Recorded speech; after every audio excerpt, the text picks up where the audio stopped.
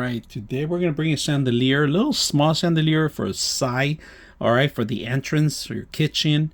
And this is a side panel one. You can put this in the bathroom. It's a perfect lighting. Now, light bulbs are not included, but instructions are simple to set up. You just got to make sure you have a strong back and set these up. And these are all glass, and you got to remove these first prior to setting up these, and then the light bulb under the last, right? So we're going to set this up and see how it looks. Okay, we just set it up right now, and now we need the light bulbs and the glass, and we should be on. So we're going to turn this on, and you guys are going to see how beautiful it looks.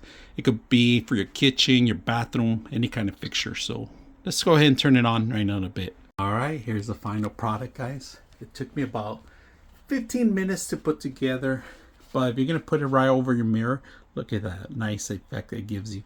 Now, the glass, be careful not to drop it because it's glass we're talking about. And you do need the Allen wrench that's included to tie them up in the center. 2 nuts on the bottom and the top, and then the backing itself. So these are 60 watts LED lights that I have right now, but you could go dimmer, even lower.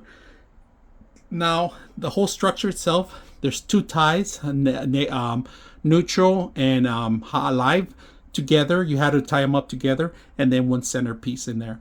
So it took me about, like I said, 15 minutes. Looks beautiful. Hope you guys enjoyed the video.